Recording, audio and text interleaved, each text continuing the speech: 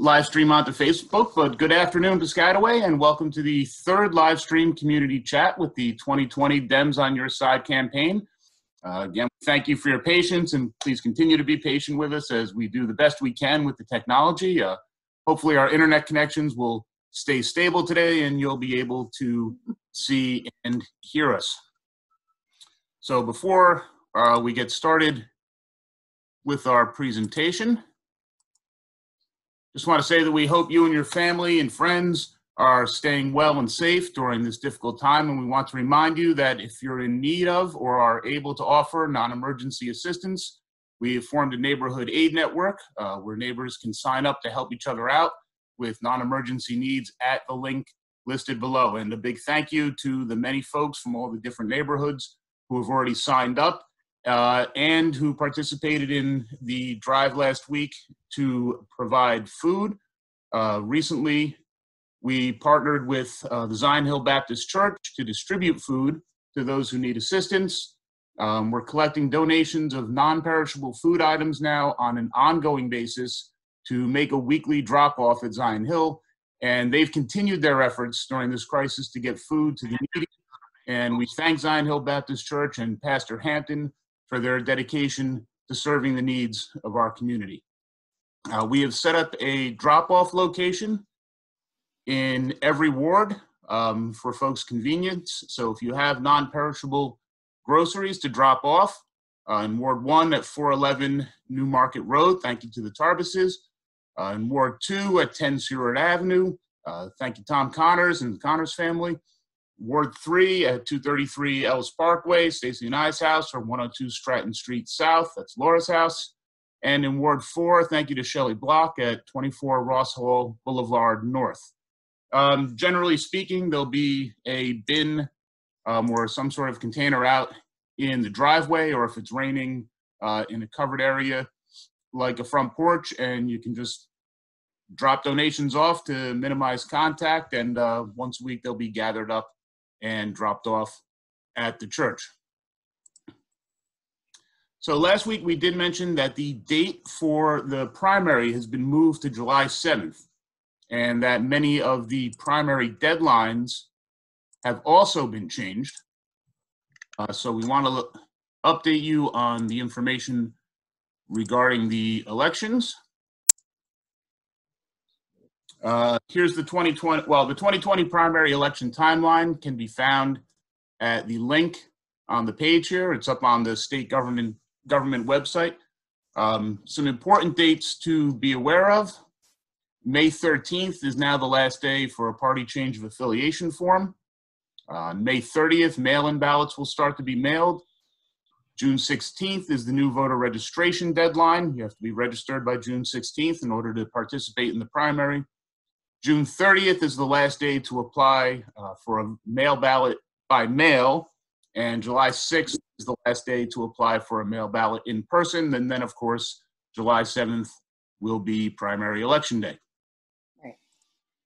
Again, my name is Bill Irwin, and I'm running for mayor in this year's Democratic primary. I'm joined today by candidates for council at large, Kamuela Tillman, Ralph Johnson, and Laura Leibowitz. We also have special guest Quiyana Butler with us today. She's from the Piscataway Progressive Democratic Organization's Environmental Committee, and she's going to do a presentation for us, so she'll be introducing herself in just a couple moments. But Nikki, Ralph, Laura, would you like to say hello, introduce yourselves?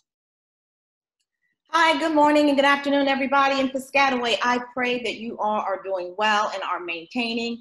We are the Dems on your side, and we are bringing this forum to you as a way of just kind of keeping the communication open. My name is Kamuela Tillman, and I am running for councilperson for Piscataway Township, primarily to do just that, keep the lines of communication open so that we can continue to move Piscataway in the direction that it needs to go progressively, environmentally safely, and fiscally responsibly. Thank you for joining.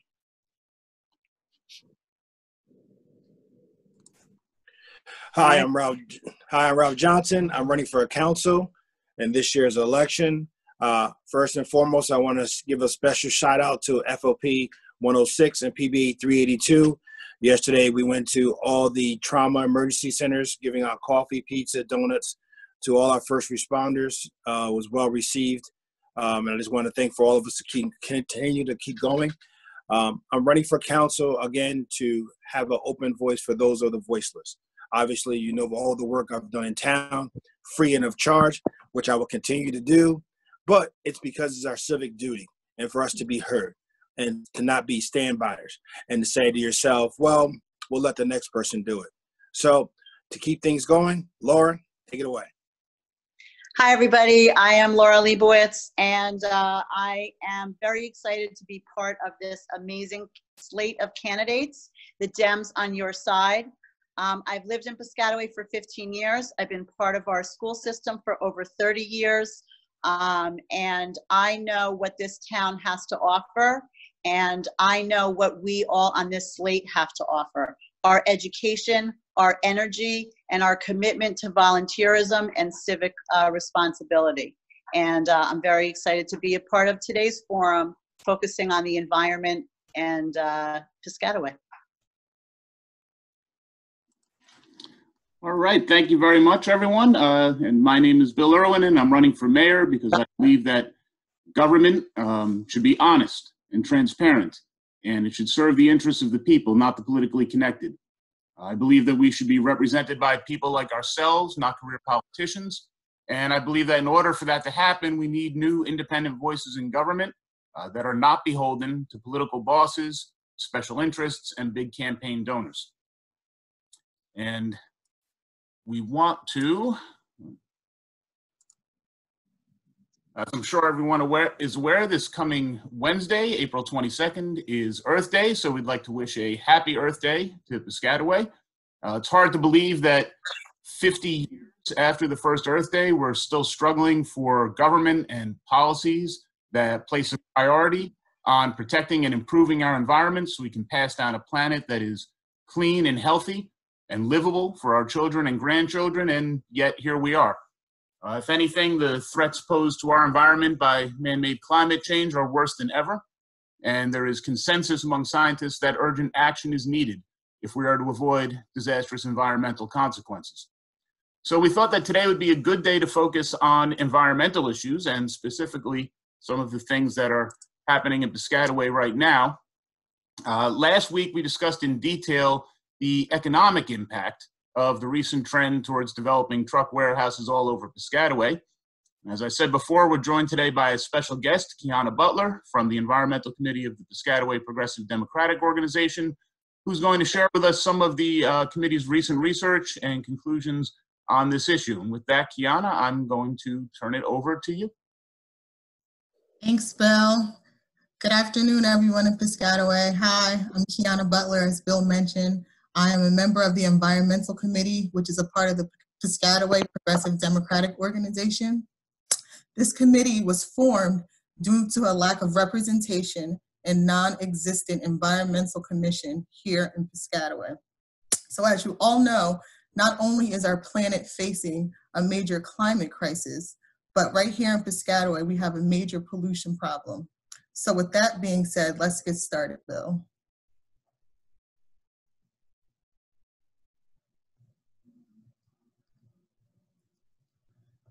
So, the golden question, what is Waller hiding? So Piscataway, we have a pollution problem. The American Lung Association rates Middlesex County an F for ozone air pollution for 19 years in a row. Climate warming is increasing the number of air quality alert days every summer. So I don't know if anyone has ever noticed on their weather app on their phone about the air quality rating. For example, today's air quality says moderate.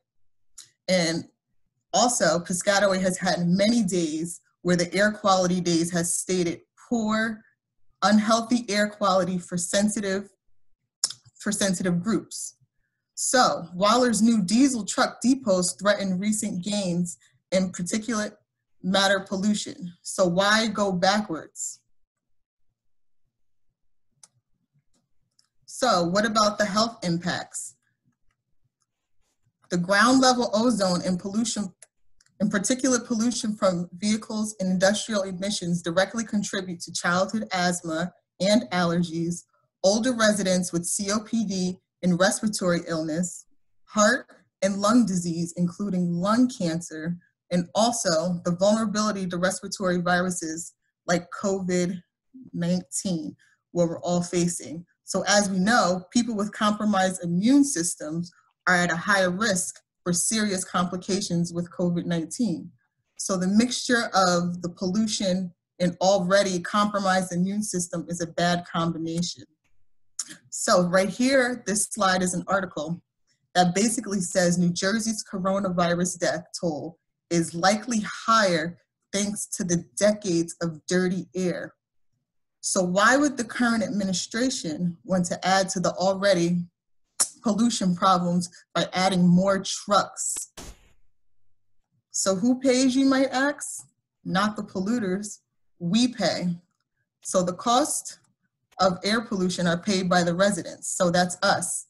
So poor health and increased health risk, increased health care costs, lost days from work and from school, and then poor environmental ratings erode home values. So not only will the poor environmental ratings threaten your home values, but the new warehouses and increased truck traffic will also have an impact on the value of your home.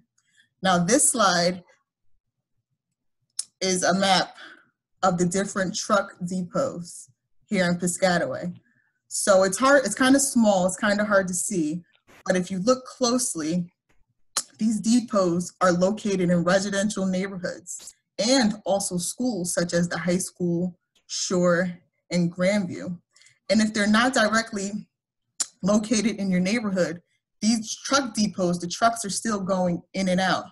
So I know a lot of you know that they banned the trucks from River Road. So if those trucks are not good for River Road, why are they good for any road here in Piscataway?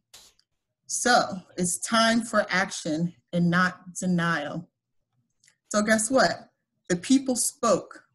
Last November, 64% of Piscataway's voters recognized the need to act when we passed the Clean Air Energy Aggregation Referendum. So our Energy Aggregation Program allows town government and all residents to access clean air, renewable energy sources, and lower air pollution. Mayor Waller and the council refused to pass the Energy Aggregation Program, but we, the voters, made it happen. And not only did they refuse to pass the referendum, they continue to stress the fact that they were not in favor of the referendum. Why? So fossil fuels only seem cheap. So many of you probably received your letter in the mail yesterday. This is the correct letter that you should have received. It's coming straight from the township of Piscataway. So if you received anything else, please be aware that those are third-party suppliers and that is not the official one. So since Waller has talked more about how to opt out than how to benefit from EPA options, but if you dig deep down on the town website, you learn, like I said, you just got the letter yesterday, but you'll also be saving money. But Waller, he's not going to tell you that. I don't know what his agenda is, but it goes back to the question, what is he hiding? And then there is an opt-out option. However, that requires you to do work. You have to do nothing to enter this program. So if you do nothing, you're in. You're going to be saving money. Your your carrier will still be PSE&G. You'll still get your bill from them. And if for whatever reason you decide to opt out, you will be able to do so at any time with no additional cost. But like I said, do nothing, you're saving, and you're doing your part by helping the environment by agreeing to have renewable clean energy. So guess what? It's time for open communication. Waller and the council, they keep refusing to talk about this. They refuse let me see. They refuse to disclose or debate the truck depot deals they made with developers, adding hundreds of diesel bays to our town. So, and they also refuse to consider zoning and planning for new environmental impacts, but they control the boards. So basically, by the time we're made aware of these new plans, the initial phase of planning has already been done, discussed, and approved by them. And the residents, but like I said, by the time we're made aware of it, our voices fall on deaf ears because they've already began planning these stages. Why? So Piscataway's green future, here's what we can do moving forward.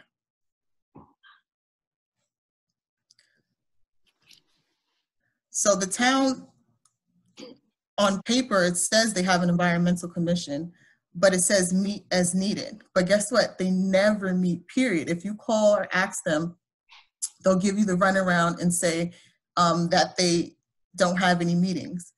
And it has only 2 current appointees with no contact information, no staff, and no events. So like I keep saying, what are they hiding? Piscataway residents, we have no place to raise advanced environmental issues, from trucking to flooding, from open space to water quality, from climate crisis to climate action, nothing. They don't want our voices to be heard. They're meeting secretly without having our input as residents. We have no green team, and so it's like, what are they doing to better the environment? But I think we can do a lot better. So Piscataway's green future. So in order to protect our environment, our health, and our children, we have to try and prevent these new warehouse developments being put into residential neighborhoods and schools. I know I don't want it in my backyard, and I don't want my kids playing outside at recess having these big diesel trucks running in and out. We have to try to expand and enforce regulations to limit the truck emissions and the traffic congestion. We have to have the commission health study across Piscataway neighborhoods. So let's do a study to show, let's counter. If they're saying that these trucks are not imposing pollution, which we know it is, let them impose a study to prove us wrong. But we know that's not going to happen, and we know that that's not possible because these trucks are causing pollution. So the Piscataway Progressive Democratic Organization Committee, Environmental Committee, we're already working with scientists at Rutgers to do our own study. So we're not waiting for Waller and his council because they're not doing anything. So we had to take action into our own hands to try to do our part.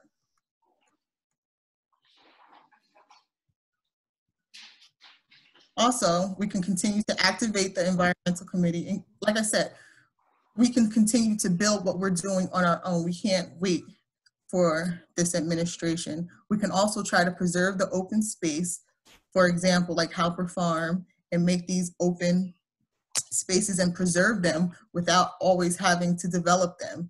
And we can create an office of sustainability by attracting green businesses. Why don't we promote that? Green jobs and training. We can plan for smart development. We're not saying we don't want any development, but let's be smart about it, like electric trucks, right? Why not try state and federal grants for green infrastructure? And let's try to improve our environmental ratings. Like I said before, Piscataway, we have a grade F. We can do a lot better. You don't want your kids getting F on their report cards, so why would they stand for having an F grade for the environmental rating?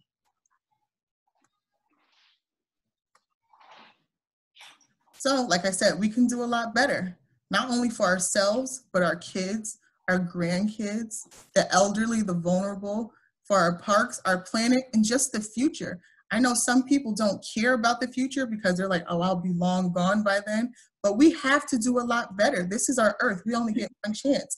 Also, we need open government and honest leaders who work for every neighborhood, who are ready for change and challenges, who aren't bossed and bought. Guess what? They're elected officials. They work for us. We put them in office. So we have every right to challenge them, ask questions, and to see what their agenda is to make it better for all of us. So who are on your side? We're on your side. So again, I'm Quiyana Butler, with the Environmental Committee with the Piscataway Progressive Democratic Organization. And I hope you guys take the time to actually do your own research without falling for the okie doke. Open your bill, read it, see what it says. It says clearly in black and white that you will save 3%. You don't have to do any additional work to opt in. And guess what? You can opt out at any time if you feel the need, but let's all do our part to help this environment. Thank you for your time.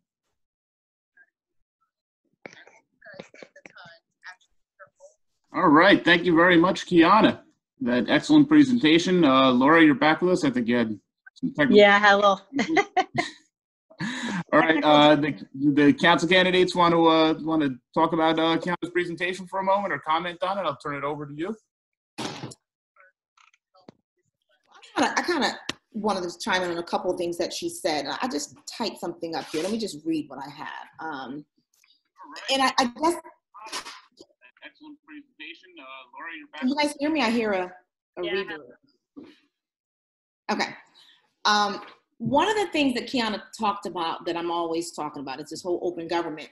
And I said, Piscataway can use its planning and zoning rules to encourage development that, as Quiyana said, that is good for our health and development to disclose ways that those developments might harm our air and our water. We've never, ever said that we don't trust the vision of our leaders. We just wanted input. We just wanted to know that things are moving in a direction that's not going to affect all the stakeholders that are involved. And right now, our planning and zoning boards don't dig deep enough on environmental impacts. I don't ever recall anyone even mentioning an environmental impact statement about how these things were going to impact us environmentally. The mayor and the council, a lot of times they seem to hide behind this excuse that they don't have to. And that always has rubbed me the wrong way. But there are a lot of communities in New Jersey, right here, even in New Brunswick, that are changing the rules to make sure that we increase disclosure so that the elected officials and the public can make decisions based on the full picture and not what they want presented to us. I'm from Newark. I'm from the Brick City proudly, but I am a transplant in Piscataway. And I know in Newark, I found out that they created an index of what they call existing environmental conditions and related public health, demographic and land use features, all of that, so that they can have a baseline for any new development applications. Now, developments like the truck depots that we have in Piscataway, I thought that would be a really great idea. They're here now. There's nothing really we can do about it except the changes that Quiyana recommended. And this index would be a great way for the town to begin doing studies to find out how we can compile that information, keep the residents informed about it, and continue to move in an environmentally friendly way. So, Quiyana, you're on it as far as where we need to move with this issue, and I totally concur.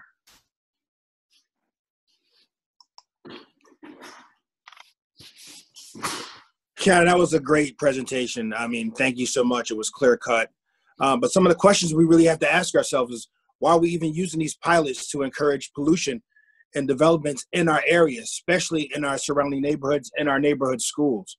I mean, we definitely have to find remedies to stop these diesel pollution and do some more digging into the environmental health hazards that these truck depots are actually presenting to ourselves.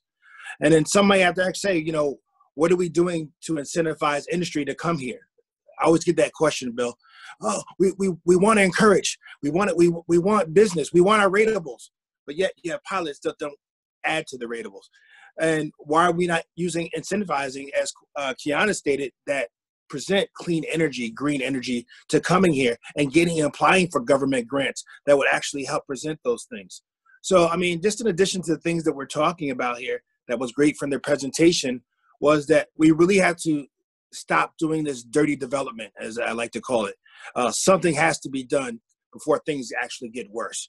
So we really have to start looking at, I love what you mentioned, how the city of Newark is incentivizing these industries and these commissions to actually hold people accountable and these businesses accountable to clean energy.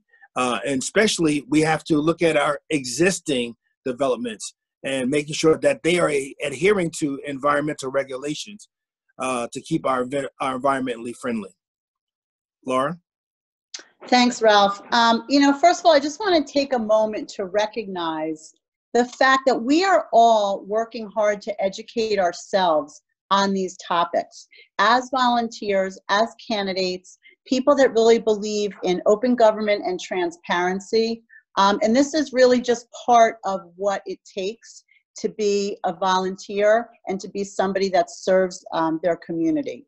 So I really appreciate Quiyana stepping forward to be a part of this commission and putting forward research and facts and dedicating her time to really sharing with the township what all of this means to Piscataway.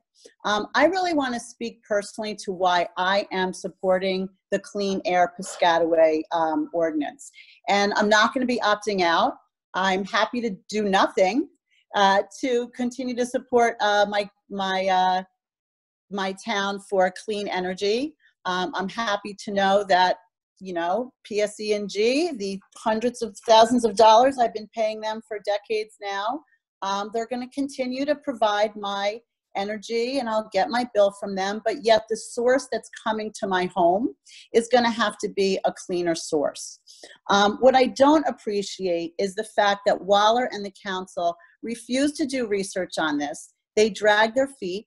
We asked them at a meeting right before the referendum was going to have to go onto the ballot to approve it, and they refused. They could have approved it on their own, and they could have done the research that we've all done and stated good, bad, helpful or not for our town. This speaks to representational government and proactive governance. People need to be responsive to the community. It was something we wanted. Obviously, we passed it, and we passed it at a large margin. Our elected officials need to be doing their part to educate themselves and then the township. As a democratic town, we should be doing everything we can to protect and preserve and extend the care of the earth. We want to defeat Trump. His policies are devastating to the environment. But as we know, all politics are local politics. Joe Biden, the presumptive Democratic candidate, has a part of his platform, a plan that would commit the U.S. economy to net zero emissions by 2050. It envisions $1.7 trillion in direct government spending on clean energy. But here in Piscataway, the mayor and the council have gone out of their way to stand, to separate themselves as far away as they can from this referendum that the town approved of. They don't want anything to do with a good idea that their citizens actually support. And so, as I jokingly say, I am happy to do nothing to continue to support clean energy coming to my home. And I know, Bill, you're going to really go through the mechanics of what this looks like and kind of cut through a lot of the myth and confusion and haze that surrounds this referendum. Laura, that was tremendous. And I there's one thing I just wanted to reiterate. If there's anything that COVID-19 should transcend to all the students and all the families around the world, is that your health matters. And we keep talking about these developments. I just want you to remind the people, they don't come like these rosy pictures that you see. They look like this. They're behind your neighborhoods. They're in your yards. They're right behind your schools. Again, they don't come like this in the rosy caption that we see all the time. They come like this in your yards. So I just want to remind people that this is how government has been responding in Piscataway. Bill? All right. Thank you very much, Irwin, and especially thank you, Quiyana, for your presentation. I want to remind our viewers that we'll be taking some questions in just a few moments. But first, part of Quiyana's presentation discussed the Clean Energy Aggregation Program that was passed overwhelmingly by Piscataway's voters last November. Now, this is a timely topic, as letters about the program, as Quiyana pointed out, were arriving in our mailboxes just yesterday. Now, the choice about whether to participate in the program is yours. If that's your choice. I'm not here to tell you what to do. That's your choice to decide on your own. But this is a complicated topic, and there's been a lot of misinformation floating around on it. So what we do want to do is give you some facts to help you understand your options. Now, personally, I'm happy to be part of the program, and here's why. So the Clean Energy Aggregation Program, or CEA for short, because it's going to get cumbersome to keep saying that over and over, provides at least 30% of your energy from clean and renewable sources. And over time, that amount that's coming from those sources goes up. It starts at 30% for the basic package that everyone is opted into. You can save money while protecting the environment. You know, the average household in Piscataway using 750 kilowatts a month will save $23 a year in the 30% renewable option versus the current PSE&G, where about 5% is sourced only from renewable options. As Laura said, it is easy to save money and help protect the environment at the same time. If you take no action, you will automatically be enrolled in the 30% renewable option to start saving. And you can opt out at any time, even once you've opted in. If you decide for whatever reason, oh, this isn't working out, you know, the way I thought it would, you can opt out immediately with no penalty. So for me, helping to protect the environment and save money at the same time is a win-win proposition. And that's why I'm happy to do it and thankful that the voters passed this referendum last November. Now, to try and separate some facts from fiction, let's look at why this program can save you money. Now, to do that, first we need to look at the PSE&G charges for electricity on your current bill. One of them, see it on the screen. But the electricity on your PSE&G bill is broken out into two separate charges, electricity delivery and electricity supply. Now, your electricity is still going to be delivered by PSE&G. With the CEA, you have a choice about where your supply comes from. Now, there's two important things to understand about the electricity supply portion of your current PSE&G bill. The first is that the rate you are charged is variable. As you use more electricity, you are charged increasingly more per kilowatt hour, at least during the summer season. The second, and this is very important, is that PSE&G changes its rates each year and each season. The charge you are seeing on your bill now, and I saw on Piscataway People in the comments section, someone had posted the price to compare portion. Which, yeah, right. Now we're not going to be able to see it on the screen, but it is on the bill. And that's a good start for trying to examine what's going on here. But it's important to know that the price to compare you're seeing now is not the rate that you will be charged starting June 1st of 2020. So to that first point, the rate you are charged is variable. There's separate rates for the first 600 kilowatts and then a different rate for the next 600 kilowatts of usage. And depending on how much energy you're using, you'll see that in the supply charge section of your bill. So that's a screenshot of, you know, a recent bill. Now, the rates shown here, as I mentioned, are last year's rates. These rates are going up as of June 1st, 2020. Now, I've created a tiny URL so folks can get for themselves to the document that I've put on the paper here. This is PSE&G's proposed rate schedule starting on June 1st, 2020. Now, the rates for the household are down here. They're a little hard to see, so let's zoom in on them. The proposed PSE&G charge for the October through May period is $134,351 dollars per kilowatt hour. The proposed PSE&G charge for the summer period, or June to September, is going to be $0.13239 per kilowatt hour for the first 600 hours of usage, and then $0.141939 for usage over 600 hours. Now, the important thing to understand is that every single one of those PSE&G numbers is higher than the fixed rate of $0.1319 per kilowatt hour you are charged under the CEA program with the 30% renewals.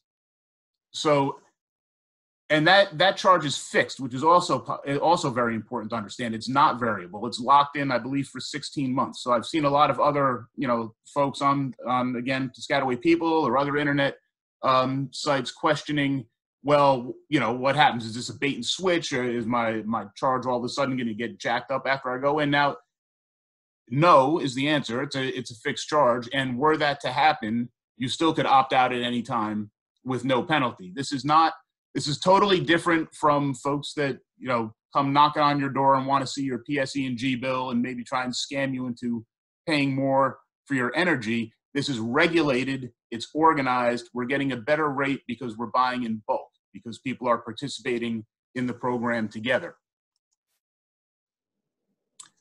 All right, so we've claimed that the CEA will save you money, and that's being claimed as well on the literature that you're getting. So let's demonstrate why that's the case. In order to do that, we're going to have to do just a little bit of math. The CEA program estimate for the average electric supply charge for a household using an average of 750 kilowatt hours per month is 0.1345 per kilowatt hour.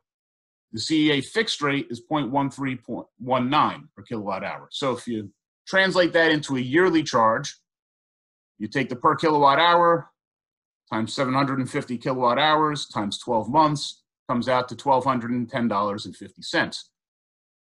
If you use, oh, look at that. I've got a typo in my presentation. This should be 0.1319. Oh, my bad. Well, if that 0.1319 times 750, I wonder if I could edit that here, times 12 comes out to $1,187.10.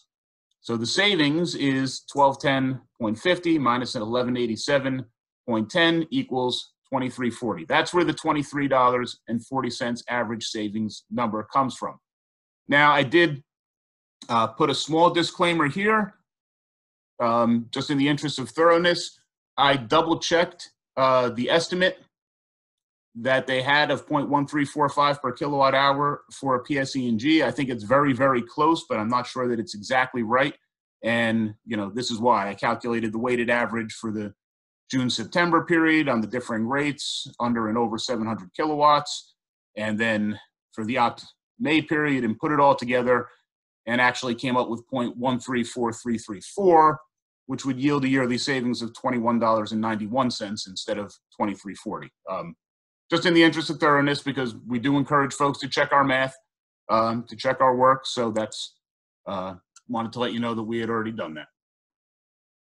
So,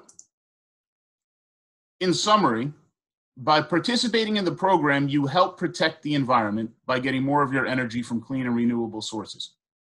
By participating in the program, you save money. The CEA program charges you less per kilowatt hour regardless of how much energy you use. So paying less for each hour means you will save money by definition. You have to. Now, the amount you save will depend on your energy usage. If you're in a household that has more energy usage than 750 kilowatt hours, you'll realize greater savings. If you're in a house that uses less than that average, you'll still realize savings, but it'll be less than the $22 or $23. And those are just the facts. I mean, politicians may lie, but math doesn't. This program is a win-win for all of Piscataway residents. Which brings us to an important question, and this was touched on, by the candidates and by Quiyana. Unlike the pilot tax giveaways that we talked about last week, which are a bad deal for Piscataway residents, the CEA is a good deal for Piscataway residents. It's just an objectively good deal. It saves you money, and it's helping the environment. So why have Mayor Waller and the council refused to support this and distance themselves at every opportunity from something that is so obviously a good deal for Piscataway residents? I mean, there's literally no reason that makes any sense for Mayor Waller and the council to oppose a clean energy aggregation plan for Piscataway, unless, of course, you follow the money. Now, this is going to be a recurring theme, because really, if you want to understand why things happen the way they happen in government, you have to follow the money. And the link here is the New Jersey Election Law Enforcement Committee campaign finance database. You can go there, you can search contributions to candidates, you can search by contributors, you can find a lot of interesting things when you go and start to follow the money. And one of them is PSE&G's campaign donations. As a regulated industry, PSE&G is barred from making direct political contributions to New Jersey candidates. But there's always a way around that. To get around that law, PSE&G executives formed a political action committee known as PS Exec PAC, or PSEXEC PAC. Now, that political action committee makes political contributions to New Jersey politicians so that they can influence policy. They're not just giving away money. When they make these political contributions, they expect something in return, and they want policies that are favorable to them. They spent almost, somewhere around $3 to $4 million lobbying when they were trying to get a $300 million a year nuclear subsidy in 17-18, which of course they got, and we're all paying for. And of course, this political action committee, the PSEXEC PAC, has donated $21,800 to the campaigns of local Democratic Party boss, Senator Bob Smith, here in Piscataway. And there's just the detail of those elections. Again, this is the sort of information that you can download from the NJ-ELEC website. They put it out into nice spreadsheets or CSV files, so you can always, you can organize it and search it however you want. So there we have it, an important question answered. Why have they refused to support and distance themselves at every opportunity from something that is so obviously a good deal for Piscataway residents? Follow the money. Through its PAC, PSE&G funds the campaign of local Democratic boss, Senator Bob Smith. PSE&G does not want competition from energy aggregation programs. They don't want consumers buying in bulk because that gives them pricing power. They're in business. They're not interested in having competition. They want to be a monopoly business. Now, PSE&G tells Boss Bob that the CEA should be opposed. The boss says jump, and Mayor Waller and the council ask how high. Now, if you want elected officials to represent your interests, you have to stop electing officials who are financed by special interests. This is a point not just locally, but nationally. Campaign finance, to really have democracy, we have to reform campaign finance. The Citizens United decision was a disaster for democracy. You look at how much is being spent on national campaigns, hundreds of millions, billions of dollars to influence people's opinions, and try and manipulate them into thinking one way or another. Now, where does that money come from? It's coming from special interests that are pursuing an agenda. And that agenda is not yours. It is theirs. And that filters down onto the local level as well, all across the board. If you want folks that represent your interests, they can't be financed by other folks whose interests are not the same as yours. And you'll see it in this campaign. They'll spend 20 times or more as much money as us, all those glossy flyers that you get in your mailbox, the attack ads like they've done in the past, spreading lies against candidates that run against them. All that has to get paid for. It's not cheap. $100,000, $150,000, way more money, of course, than we can raise, but because we're not taking those kinds of contributions. So that was a lot to digest, quite a bit of information, and maybe just a little bit more math than was promised. But it's it is what it is. This is a good deal for Piscataway taxpayers, the CEA. It can be proven factually. If you want to opt out, again, that's your choice. Just know that by doing it, you're going to cost yourself at least some money, in addition to sourcing your energy from fossil fuel providers instead of a higher percentage from renewable resources.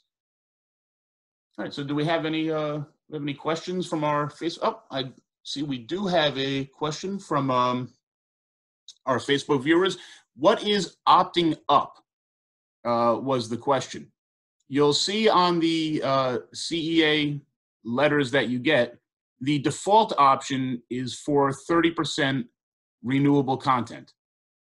You also have the option, if you want, to opt up. as opposed to opt out. So opt up basically means that you're actively opting for even more renewable content. You can opt up to 50% renewable content. You can opt up to 100% renewable content. And bear with me for just a moment. I have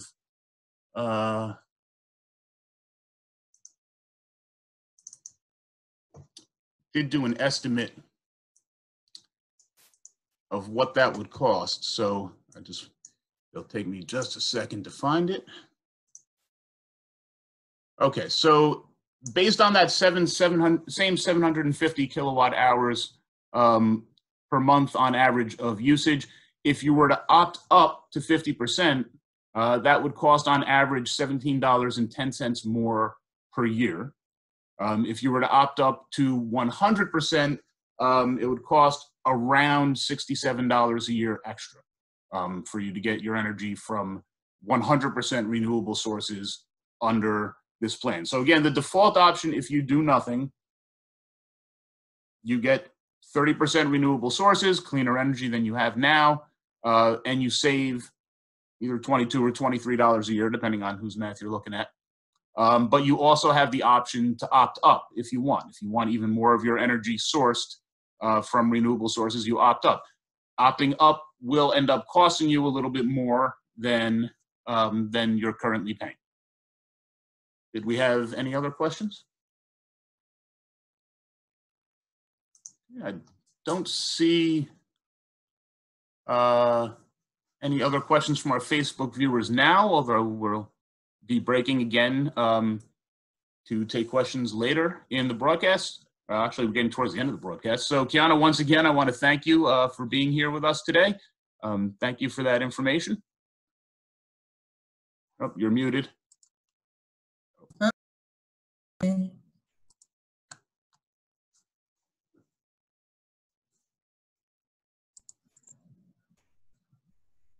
you hear me? Now we can. Sorry, I muted. Well, thanks for having me, and I hope the viewers will take the time to do their own research.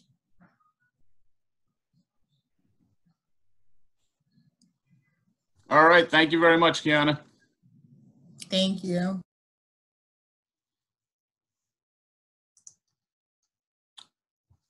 All right. So we do want to spend a few minutes now talking about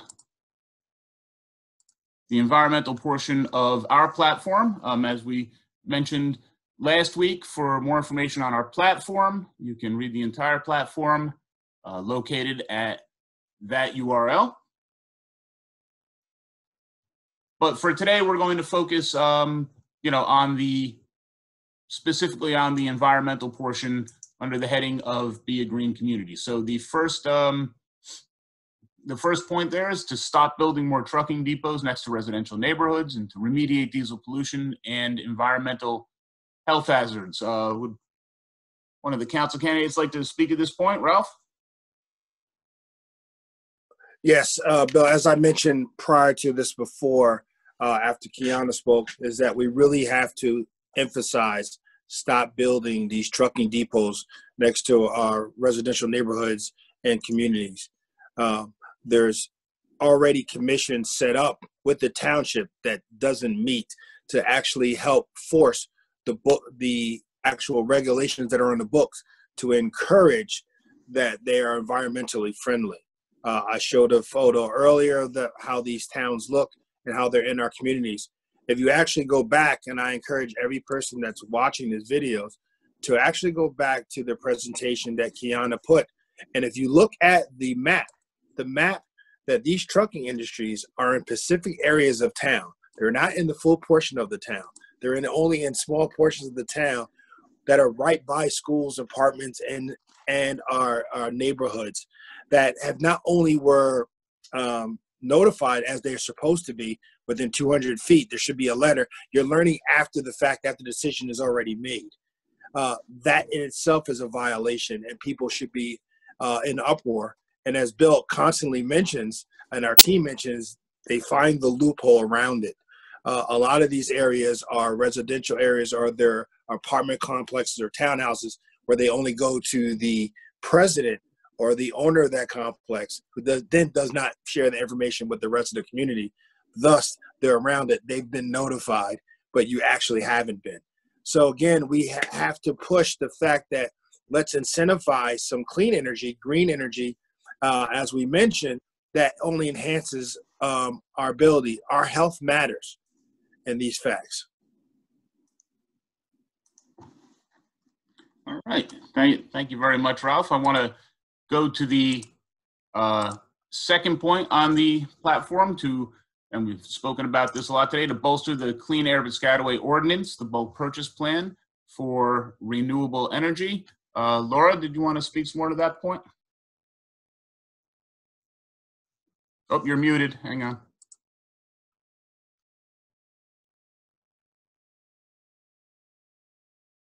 Hold on. Can you hear me? We can now. Okay. As I mentioned earlier, I am totally in support of this ordinance for the township. I voted for it. I lobbied for it at the meetings. It is very frustrating to go to these meetings and basically not be listened to, and also get so much information after the fact. When the zoning people are meeting, when planning commissions are being organized, which they're really not. And then by the time we get to a portion where it's a public input, it's a done deal. And so it's incredibly frustrating.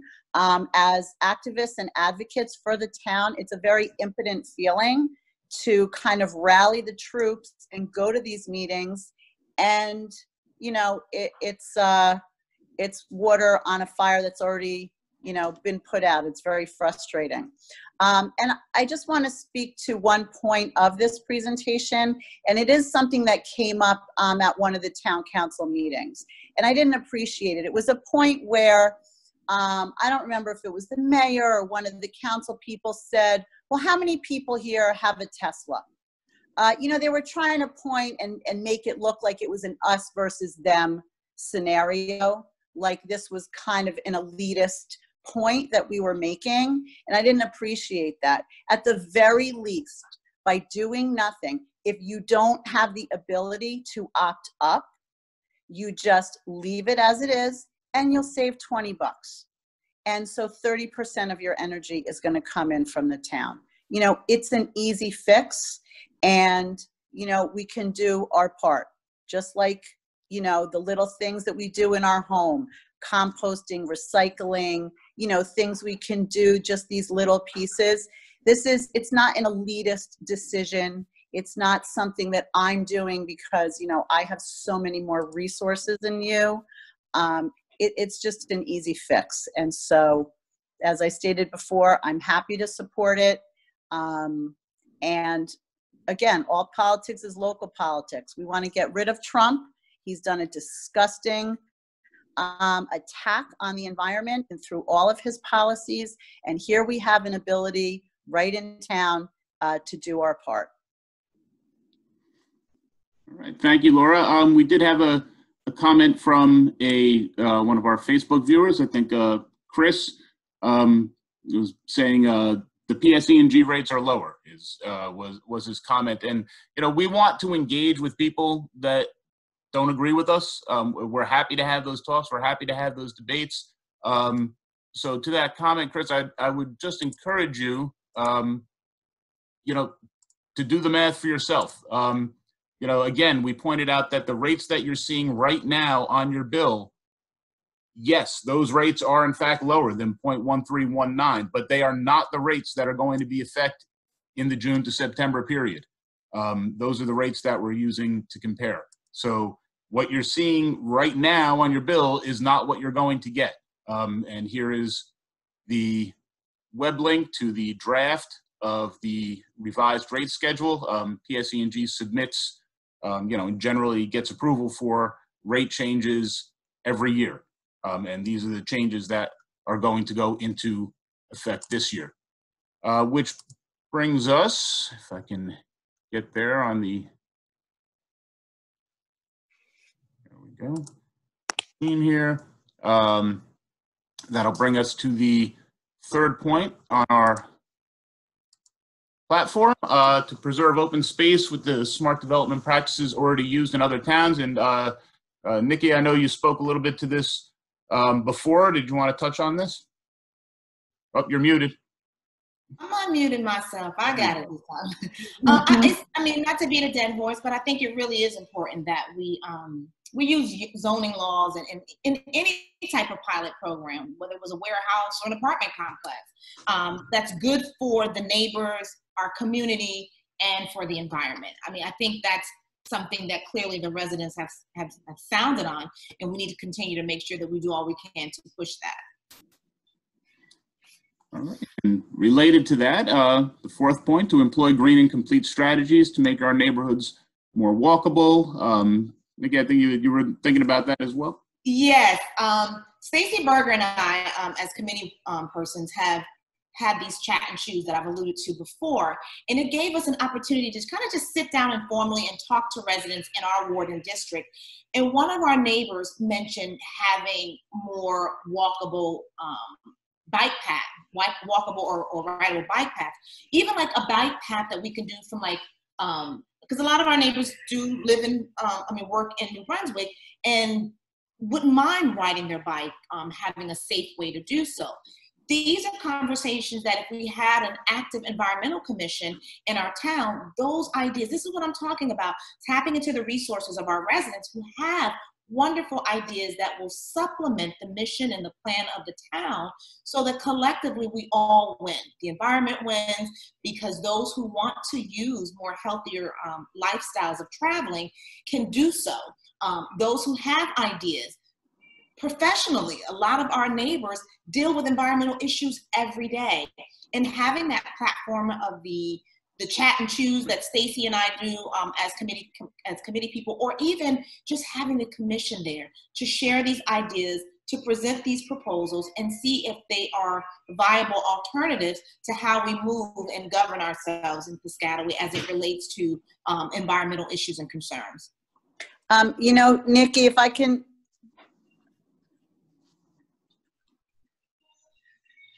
Go ahead, I can't hear you. Oh, I just wanted to remind you that when a resident spoke up at a town council meeting about proposing this bike path, they were completely shot down by the council. They said it's too much paperwork. You know, they were kind of didn't like that. Remember that? Yeah. And that's what concerns me the most. I mean, I'm not one of those people who are saying that whoever's in power needs to bow down to every need of the community. Absolutely not.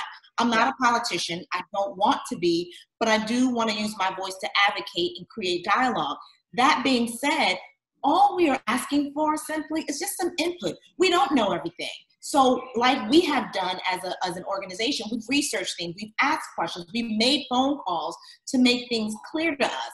We just want to make sure whatever direction the township is going, that they have us in mind. We never said no to warehouses. We just said, can we get warehouses that might be more environmentally friendly? We never necessarily said no to certain things, but I just think that it's our input in making our voices heard in the finality of these decisions. And that's what's lacking. And that's what cannot exist, because I know people where those warehouses are, their kids get asthma treatment, and there has been an increase in how much they have to go to the doctor. And we haven't even felt the brunt of these trucks moving in this area yet. We have not even felt it yet. It's just beginning. So I can only imagine how things are going to progress as these truck depots are fully operational and fully running at full capacity. All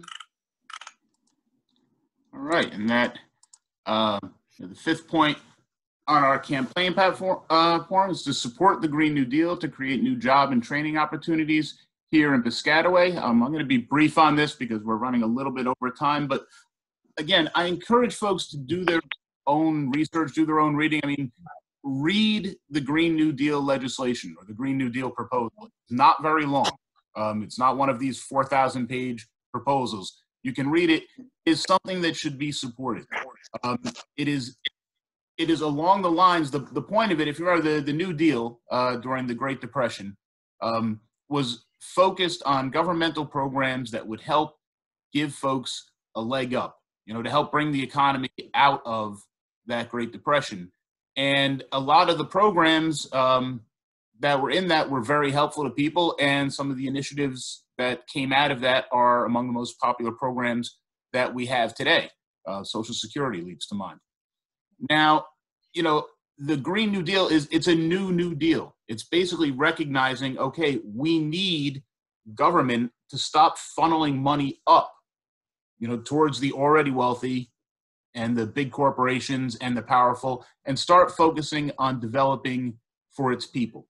And you're going to see, I think, we're certainly about to enter a recession, and there's literally trillions of dollars being put out to support some large industries. In the financial sector, there's trillions of dollars of support heading that way. Billions and billions in bailout money is going to be headed to various industries. And, you know, while this is happening, why can't we take a look at, okay, how can money be spent to invest in the future of everyone, to invest in creating the good new jobs of the future? And the green aspect, and the Green New Deal talks about raising the minimum wage, about making sure that people are provided for, about guaranteeing basic income.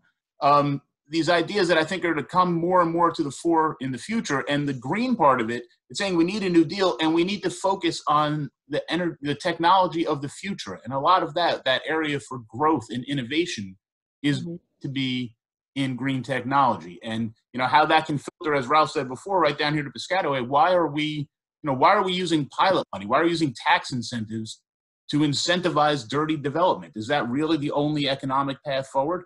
You know, why aren't we, if we're going to incentivize, why aren't we trying to bring industry here that will provide good paying jobs for Piscataway residents? That we're going to make sure that those industries are part of, you know, a future that is better for all of us, and that is also environmentally friendly. So that is, those are the parts on our platform. We did have a couple of more questions from the Facebook audience. One was asking if COVID-19 was going to delay the community energy aggregation. To our knowledge, no. That's going forward as planned. I think Asa McClendon asked, how does the business community participate? Or maybe she was asking that. But how does the business community participate in the CEA? The business community can opt in if they want, and they should be encouraged to do so.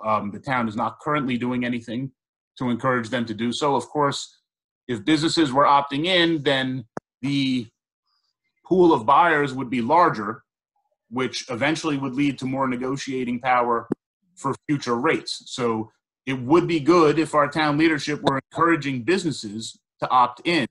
They're not. To our knowledge, yeah, well, yeah, you know that's not going to happen. But I'll go to Fratelli's and tell them. Let me see if we had any. Let's see. Rashana Hendrick asked, says, in Ward 1, there's a traffic issue of speeding traffic off of Rock Ave, Clifton Avenue, and West 7th Street. How can we address some concerns of the residents in this area? Folks have any ideas on that? I've canvassed that area, and that has been a situation for the last 2 years, I know, because in 2017 I was over there, and that's one of their concerns. Residents have shared with me that they have asked for speed bumps, and were told that for some reason they couldn't put it in some regular, I don't remember, but that's been an ongoing issue for those people, particularly during the summer months where the children are out and you have cars speeding from a neighboring town. It has been a problem. Thankfully, there's been no tragedy. I'm not sure if it has been brought back up recently within the last year or so at township council meetings, but it is a growing concern that, especially now when the kids want to go out, that still has not been addressed. She's asking it still. I was not sure because I had assumed the county committee person for Ward 1 would have addressed it or tried to reach out at this point, but I'm assuming they have not. This is what I was going to speak to, Nikki, is that the current Ward 1 person is the immediate past council president, which is Frank Aaron. His contact information is on the Piscataway website.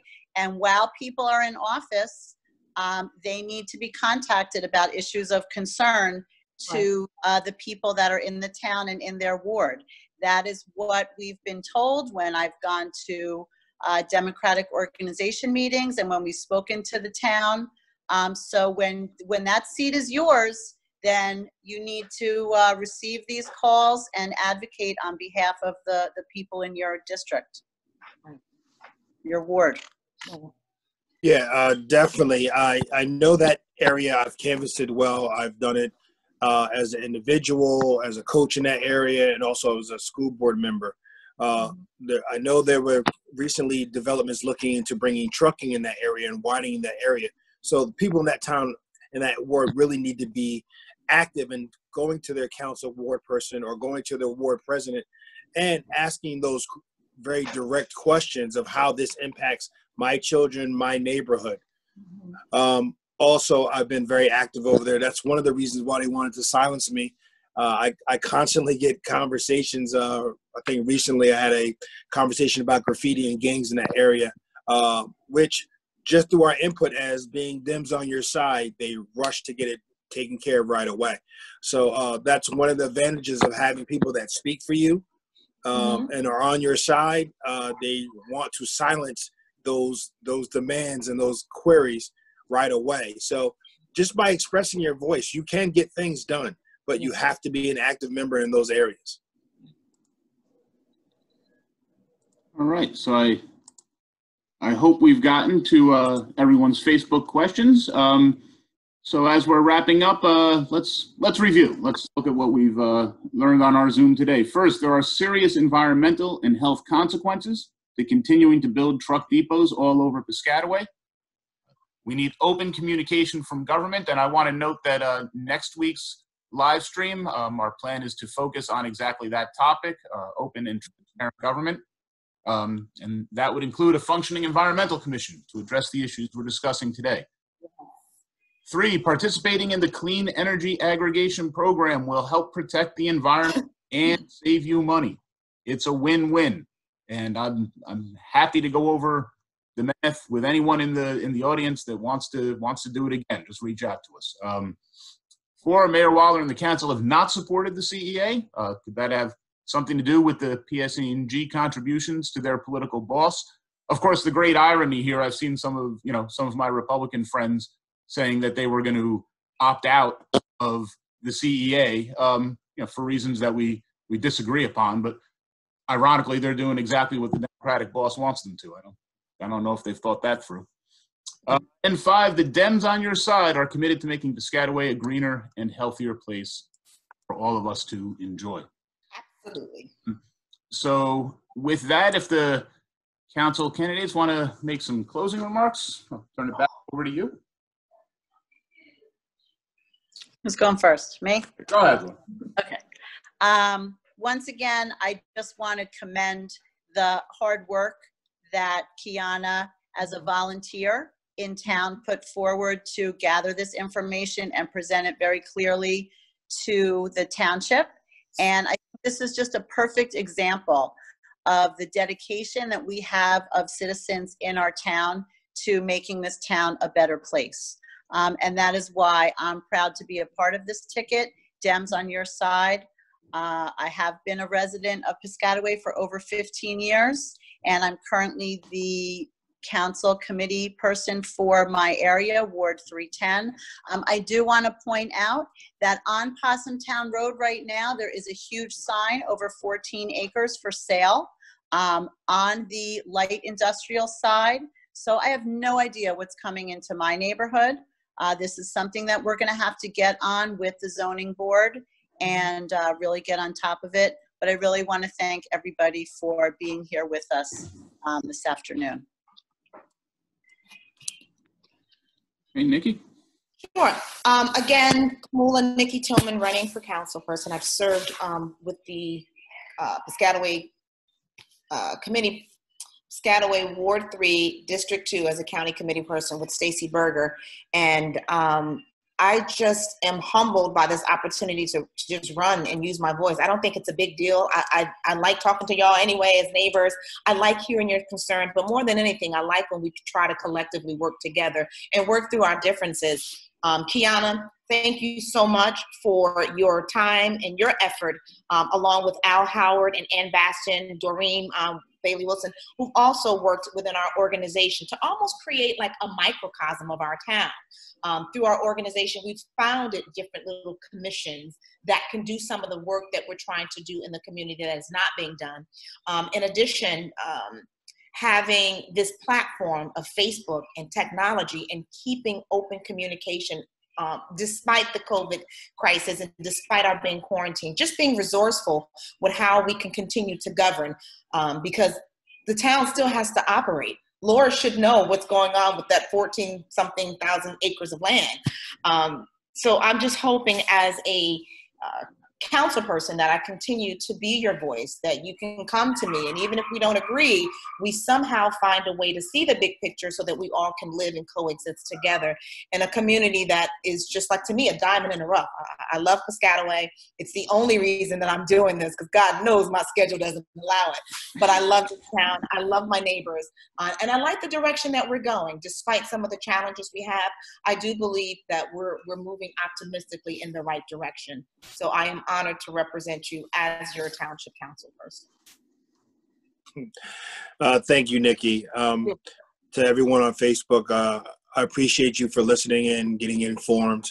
Also, as an executive member of a union board, I understand that we cannot make everyone happy all the time.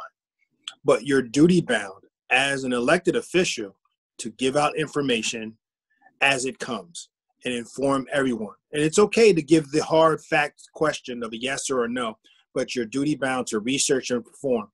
Leadership is paramount, especially in a pandemic. You have to be the voice. You have to be the voice of reason as well. But information is key, because this information is fluid. It is not stagnant. It doesn't stay still. It changes daily, rapidly, and people want to know. So as an elected official, I'm holding every incumbent responsible for informing the public. I don't know how 64% of your township can vote for a Clean Energy Act, and you then say that, oh, it's not our idea, it's not supportive, without giving any basis of why it's not. So if we are wrong at any point, I challenge you to tell me do so, and we will gladly support you in a different direction. But we've done the homework, we've done the numbers. Please, I ask you and implore you, all of you, to get involved, to understand, and please protect yourselves. Thank you. Thank you very much, Ralph. Thank you, Kamuela. Thank you, Laura. And again, thank you to Quiyana. We will be presenting or posting today's presentation slides at the web address on the screen, pewayprogressives.com/2020 candidates. Those should be up there by around 4 o'clock. Give me a little time to get them posted on the website. And eventually we'll have a link to the video as well. Last week's slides and video link are posted at that address already. For more information, you can read our platform at tinyurl.com, Peway platform. For folks that don't know, tinyurl is just a place where you can go to make great big, huge web addresses down to something smaller and manageable so that people can find them. Basically a redirect. And again, this is the 2020 primary election timeline with the dates that have changed. So you do have some time now, May 13th being the last day for party change of affiliation, and then the other deadlines are still a little ways away, but you can go to that web address to get the information on that. And that is all that we have for you today. Thanks so much for joining us. We are the Dems on your side. We look forward to seeing you next week at the same time. I believe we're going to be discussing the topic of open and transparent government. So that's something that we need. It should be a good conversation. And of course, please remember to vote in the Democratic primary, July 7th. We will be located in column A on the ballot, and you want to send your questions and comments to pewayprogressives@gmail.com. We'd love to hear from you. So once again, thanks for joining us, and we look forward to seeing you next week, same time. Hey, Bill, real quick. I know Yes, we're sir. going to go again. Is it possible, because there's so many people that keep talking to me about our neighborhood aid. If it's possible to go back, again, I wanted to thank Pastor Hampton and First Lady Hampton for helping to send out food to people in the neighborhood. But our neighborhood aid network is amazing. So many people want to get involved. So I just really kind of wanted to share with you one last time, Neighborhood Aid Network, how you can sign up and offer requests, because Piscataway is an amazing town that takes care of their own. So I just wanted to reference that one more time before we go. Neighborhood Aid, there it is for you for folks to see. Again, this is a great opportunity for you to help while still being indoors. Absolutely, Ralph. Thank you for reminding us about that. And also, I know sometimes folks are reluctant to, to actually sign up for something online. They don't want to give their phone and their email and everything else, and that's fine. We understand. But also, a lot of times, those folks still want to do something. Right. And so the food donation drop-off locations are set up. If you don't want to formally join a network or be in touch with us, but you do want to do something, drop off a bag or two of groceries for those that are in need, you can do that anytime. And we'd be very thankful for that support. All right. So we'll see you again next. We are the Dems on your side. Thank you for joining us. Thank you. Bye. Thank you. Bye-bye, everyone.